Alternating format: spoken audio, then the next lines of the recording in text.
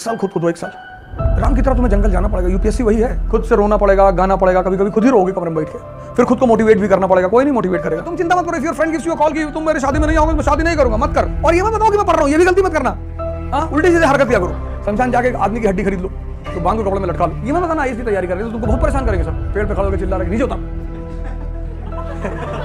इसको उतारो भैया, बोले आत्मा आए पिछले साल 400 साल से शीशी लेके खड़े हुए।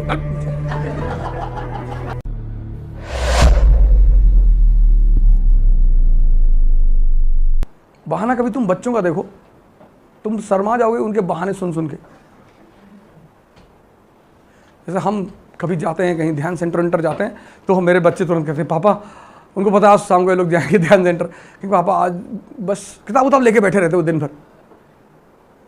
तो हम पूछते हैं कि वो चलना है ध्यान करने, नहीं वो ज्योग्राफी थोड़ा सा पढ़ लें, क्योंकि उनको पता कि पापा पढ़ने के लिए नहीं मना करेंगे।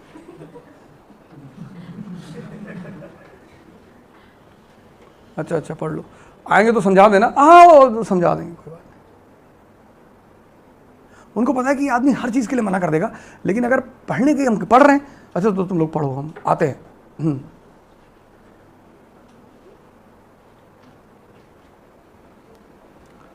तुमको अगर समझ में नहीं आएगा ना तो तुम ईरान में जाके पढ़ो, यूएस में, किसी भी कोचिंग में पढ़ो, एक समय के बाद तुमको बोर्डम पैदा हो जाएगा। तो मॉडर्न इंडिया में समझना क्या है, क्या थीम है मॉडर्न इंडिया की? हाँ, तो एडवांस फेस आफ्टर एनसीईआरटी और फिर प्रैक्टिस सेशन, मेंस और प्रीलिम्स। प्रीलिम्स हम अभी कर रहे हैं, टेस्ट सीरीज पूरी चली रही है हमारी। प्रैक्टिस, ये 3 चीजें करनी होती है, 3 फेज से आदमी गुजरना पड़ता है आईएएस की तैयारी में। ये तो बहुत इंपॉर्टेंट फेज है, इसको छोड़कर 98% people they leave it, they are struggling here in Pune. I have seen number of people working hard and hard, sitting, there is a library here. People sit in, I have seen in that library people sitting for 10 hours, 11 hours, 12 hours. कितनी मेहनत कर रहे लोग, लेकिन कर्म का फल नहीं मिलता, ज्ञान का फल मिलता है। फल का और कर्म का कोई संबंध ही नहीं है। सबसे गलत बात जो पढ़ाई गई हमें जिंदगी भर कि कर्म का फल मिलता है, मिलता ही नहीं सर। सबसे ज्यादा कर्म मजदूर करता है, सबसे कम फल उसको मिलता है, क्योंकि जिस फील्ड में वो मजदूरी कर रहा है उसमें उसका ज्ञान का अभाव है।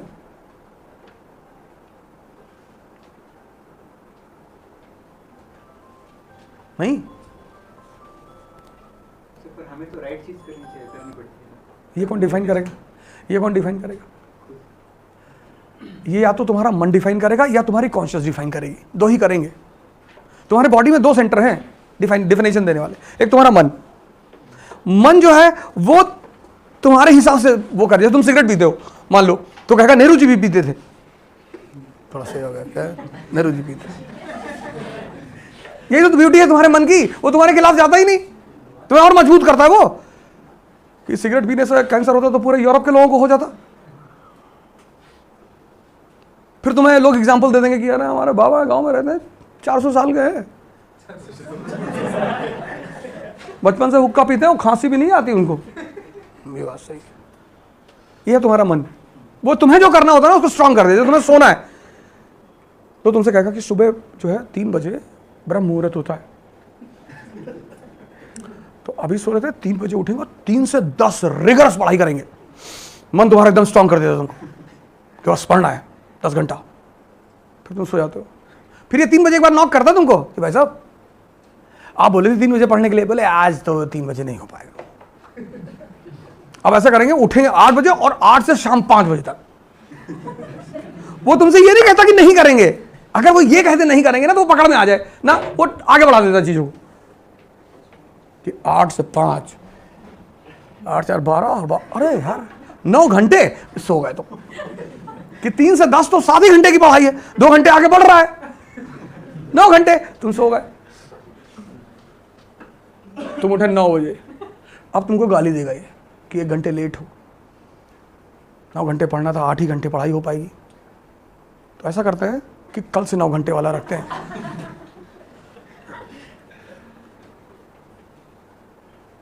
ये पूरी दुनिया इसी झांसे में तो बर्बाद है। और ये मजेदार बात, टच, ये तुम्हारे अंदर बैठा है और तुम्हें देखने नहीं देता।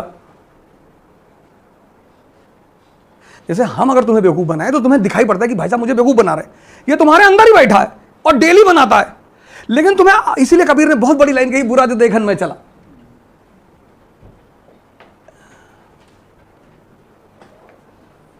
If you turn back in yourself and see yourself, every day you are befooled by yourself. पर ये तुम मान कैसे लो कि हमको हम ही बेवकूफ बना रहे? हाँ, और तुम्हें एक राय दे दी तुम्हारी कॉन्शियस, जिस पर बात करना ही बेकार है, क्योंकि ना तो तुम कुछ उसके बारे में जानते हो और ना मैं कुछ उसके बारे में जानता हूं। हमें पता है कि बुद्ध कॉन्शियस पे थे, महावीर कॉन्शियस, ये सिर्फ हमें पता है, लेकिन वो चीज क्या है ये हम दोनों को नहीं पता। तो बुद्ध जो है शराब खाने में भी बैठ के प्रवचन कर देंगे, तुम बैठ के पी लेंगे कि आ ही गए हो तो एक ले लो, कि जब अंदर आ ही गए हो, और एक दिन पीने से कुछ नहीं होता, उसी में 4-5 लोग और आ जाएंगे कन्विंस करने वाले कि जन्नत में भी तो बहती है। हाँ हाँ, जन्नत में बहती है, भगवान भी तो पीते हैं, सोमरस का पान देवता करते हैं, 4-5 लोग आके बोल देंगे। तो जो हल्का सा सीड पड़ा था तुम्हारे अंदर की, एक बियर पी हिले, वो मजबूत हो गया। तुमने कहा 4 पैक स्कॉच ही ले आओ। लेकिन बुद्ध का इनर कांस्टेंट इतना स्ट्रांग है कि वो बंदा बियर बार में भी बैठेगा तो प्रवचन ही करेगा, उसको कोई नहीं समझा सकता। वो पता नहीं किस लेवल पे बैठा है वो आदमी, उसके लिए जगह इंपॉर्टेंस ही नहीं रखती। वो वैश्यालय में भी जाएगा तो वैश्याएं बैठकर उसको सुनेंगी। हम कहते हैं ना, संत वैश्यालय में नहीं जा सकता, वो कहीं भी जा सकता है, हम नहीं जा सकते क्योंकि हम कमजोर हैं अंदर से। बुद्ध तो जा ही सकते हैं, अमरपाली को लेकर आए कि नहीं आए? तुम्हें कोई डाकू रात में रोक ले, देखो हम तो तुरंत घड़ी वड़ी निकाल के देंगे, भैया घड़ी ले लो, पर्स दे दो भैया। बुद्ध डाकू को ही लूट लाए, अंगुलीमाल को पकड़ के ले आए। वो प्रसेनजीत आता है, कौशल का राजा की कहाँ है, बोले ये बगल में बैठा, उठ के दूसरी तरफ आगे बैठ जाता है। ये पागल आदमी है, पता नहीं कब निकाल के डाल दे। तो अब तुम डिसाइड करोगे। सर, सोने से पहले जो कमिटमेंट करने वाला मन है वो कौन सा है, और सोने को उठने को स्किप कर रहा है वो कौन सा मन? दोनों तुम ही हो, लेकिन चूंकि तुम अंधे हो, इसी को तो स्पिरिचुअल ब्लाइंडनेस कहते हैं। दोनों तुम ही कर रहे हो, अपने एक पंजे से दूसरा पंजा लड़ा रहे हो तुम, और तुम कह रहे हो दाहिना वाला कमजोर है। तुम ही एनर्जी दे रहे हो। जैसे तुमने मन किया, तुम्हारे मन ने कहा कि दारू पीते हैं, तो दूसरा रोक रहा है, 2 मन एक साथ पैदा हो गए। अब अगर तुम दारू पीने वाले के साथ खड़े हो गए तो कौन ताकतवर हो गया? तो तुम पी लोगे। तो तुम डेली खुद से ही हारते हो। अब मॉडर्न इंडिया पे आते हैं, आज से कहानी शुरू करते हैं मॉडर्न इंडिया की। मॉडर्न इंडिया की जो ये ट्रायंगल क्लियर? हाँ हाँ, अरे बाप रे, अरे एडवांस बुक पढ़ना है। आप 2 किताबें आज खरीदेंगे, एक तो एनसीईआरटी विपिन चंद्र और बीएल ग्रोवर। फिर 5 दिन बाद, 6 दिन बाद जब हम 1757 को खत्म कर लेंगे,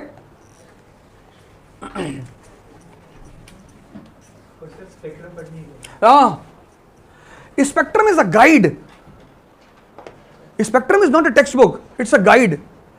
तो when you will complete NCERT and Vipin Chandra, Spectrum will take 1 day. उसमें कुछ फैक्ट है, नए नए अच्छे फैक्ट हैं जो तुम्हें कहीं नहीं मिलेंगे, वहां से निकाल लो। कहानी पूरी पता है, समझना तो है नहीं। Why you take the time in newspaper? क्योंकि तुम्हें समझना, जहां तुम्हें समझना नहीं है। मूवी देखने में तुम्हें कोई दर्द होता है? नहीं होता, समझना ही नहीं है ना, तो तुम बैठ के आराम से देखते हो। Modern India 2 parts. आपने जो बोला ना इनसाइड के 1 मंथ में, तो सभी क्या? नहीं सभी कैसे? फरवरी, मार्च, अप्रैल, मई, जून पॉसिबिलिटी, 5 महीने। Old class 12। थीम्स नहीं पढ़ना अभी, जब पढ़ना होगा तो मैं बता दूंगा।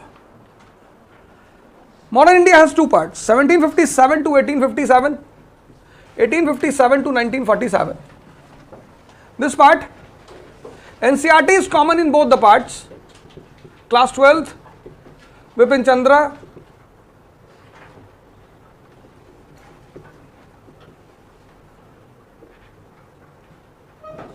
old NCERT. Old NCERT. It's a common in both the parts. This part also, that part also. But along with NCERT, B.L. Grover, I will tell you the chapters. All are not important.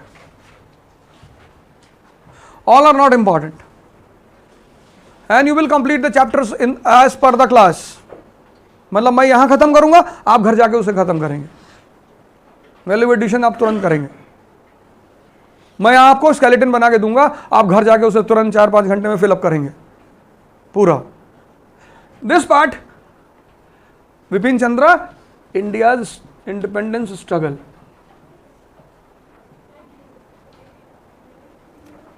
तो इस part में NCERT Vipin Chandra, BL Grover. इस part में NCERT Vipin Chandra. ये common है Vipin Chandra NCERT in both the parts. तुम्हें अपने आप को जगाना पड़ेगा, मेहनत करनी पड़ेगी. 1 साल के लिए, मान लो तुम्हारी उम्र अभी कितनी है? 25. चलो तुम्हारी उम्र हम 80 साल मान लेते हैं, ठीक? तो भी तुम्हारी 55 साल की जिंदगी है. तो 55 में तुम 1 साल खुद को नहीं दे सकते. हम 80 मान के, 80 बहुत है यार लाइफ. दुखी मत होना कि 80 मान रहे हैं, 100 सोच रहे थे.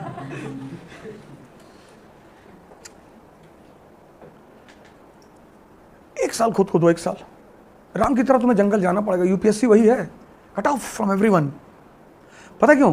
Because throughout the day you have to think. Thinking is digestion. आप क्लास से बाहर निकले, आपके दोस्त मिल गए जो कॉर्पोरेट सेक्टर में काम करते हैं. अरे बोले यार बेटा कोचिंग कर रहा है, कलेक्टर बन के आए. आप बैठ गए उनके साथ 2 घंटा, आप जो पढ़ के गए थे वो वॉश आउट हो गया, खत्म, कुछ भी याद नहीं. अब आईएएस बनना है तो जंगल में रहना पड़ेगा 1 साल के लिए. कोई ऑप्शन नहीं है सर, आई नहीं. There is no other option. है ही नहीं. खुद से रोना पड़ेगा, गाना पड़ेगा, कभी कभी खुद ही रोओगे कमरे में बैठ के. फिर खुद को मोटिवेट भी करना पड़ेगा. कोई नहीं मोटिवेट करेगा. मोटिवेशन सैनिकों को दी जाती है. कभी किसी राजा को कविता सुनाते सुना किसी को? सैनिकों के लिए पोएम लिखी जाती है. चाह नहीं सुरबाला के गहनों में गूथा जाऊं, चाह नहीं देवों के सर पे चढ़ भाग्य को इटलाऊं. मुझे तोड़ लेना वनमाली, उस पथ में तुम देना फेंक, मातृभूमि पे शीश चढ़ाने जिस पथ जाए वीर अनेक. सैनिकों के सामने पढ़ाया था, चढ़ गया, फूल निकाल कर तोड़ कर फेंक दिया, जा रहे हैं हम लोग. राजा सेल्फ मोटिवेटेड रहता है.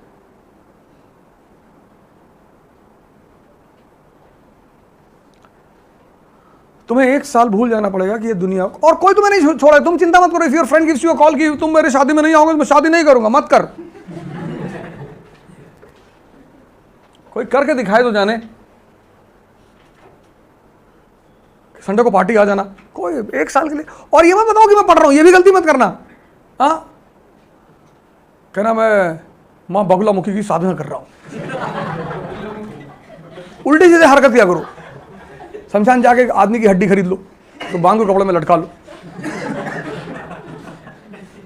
आगे के बाल छोटे कर लो, थोड़ा पीछे बड़े कर लो, और काला टीका उका लगा के पूरा डरावनी सी आंखें एकदम बना के. ये मत बताना इसकी तैयारी कर रहे तो तुमको बहुत परेशान करेंगे सब. खुद ही तुमको अवॉइड करेंगे उल्टा सीधा देख के. पेड़ पे खड़े होकर चिल्ला रहे नीचे उतर. किसको उतार रहे हो भैया? बोले आत्मा आए पिछले 400 साल से बैठे. एक शीशी लेके खड़े हो गए, चल नीचे. मान लोगों को लगना चाहिए कि तुम अब उनके काम के नहीं रहे.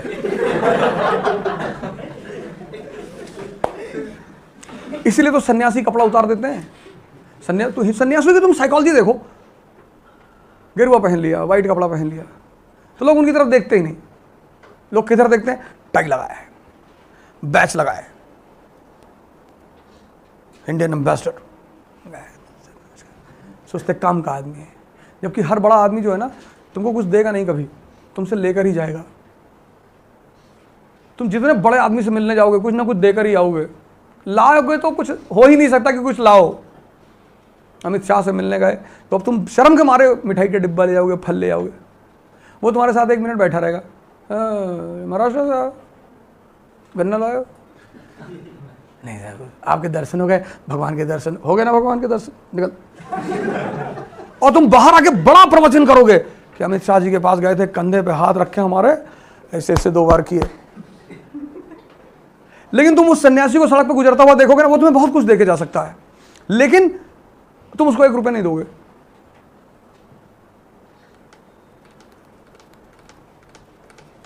तुम जिनको देकर आते हो उनसे तुम्हें कुछ मिलता ही नहीं।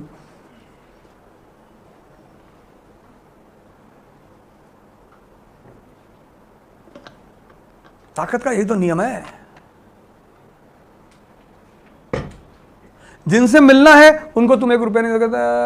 हट्टे कट्टे सन्यासी भिखमंगे की तरह घूम रहे हैं, नहीं कोई काम कर लें जो है। अरे तुम्हारे पेट में काहे दर्द हो रहा है?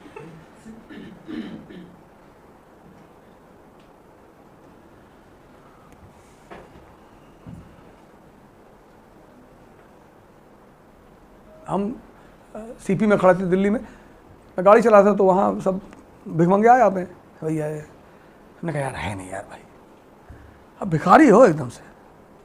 तो मेरे एक दोस्त बगल में बैठे थे, कहे कि ये सब रैकेट चला रहे हैं। तो उन्होंने उससे कहा कि काम क्यों नहीं कर लेते तू? बोले उतर आ गाड़ी से, तेरी सैलरी से 2 गुना ज़्यादा दूंगा, आजा। हमने क्या जरूरत थी बोलने की? वो जॉब कर रहा है अपना, उसमें तुम काहे पेनिट्रेट कर गए? बड़ा आए, उसका ही बिजनेस है, एम्प्लॉयमेंट है उसकी। इतना आसान है किसी के सामने हाथ फैलाना, और वो भी जब वो तुमसे कह आगे बढ़, तब भी तुम कह रहे हो कि 1 ही रुपया दे दो। ये टैलेंट है, तुम करके देखो आज जाके। अगर तुमसे कोई कह देगा आगे बढ़ो, तुमको गुस्सा आ जाएगा, दिमाग खराब करना। तुम जाओ मैनेजमेंट से कह दो कि हमारी 2000 रुपये फीस कम कर दो, मैनेजमेंट आगे बढ़ो। तुम कल से आओगे नहीं यहाँ पे, तुम्हारे ईगो को हर्ट हो जाएगा कि 2000 कमरे में कह रहे आगे बढ़ो। उनका टैलेंट देखो, तुम खड़े हो, इसका पैसा लेते हैं टैलेंट का, जो तुम्हारे पास नहीं है। मुंह बनाते हैं, रोते हैं, सब आर्ट है। उसी मुंह बनाने रोने पे तो शाहरुख खान को दे आते हो 300 रुपया पिक्चर में, वो भी तो यही करता है। हकला दिया, भिखारी भी हकला देता कि भैया गले में प्रॉब्लम है, तो वो भी तो वही टैलेंट दिखा रहा है। लेकिन चूंकि बड़े पर्दे पे नहीं है इसलिए तुम लोड नहीं लेते उसका। तुम कभी ऑफ द सीन भिखारी को देखो, जब वो भीख मांग के वापस जाके बैठ जाता है, तब उसको देखो, तुम बिलीव नहीं कर पाओगे यही आदमी था। कार्ड वार्ड निकाल के बाजी 50,000 मेरा भी, 50,000। जुआ खेलते हैं 5-5, 10-10 लाख रुपए का, ब्याज पे पैसा बांटते हैं, ब्याज चल रहा होता सबका। तो फिर हम लोग आज से शुरू करेंगे पहला चैप्टर। शुरू करिए, लिखिए।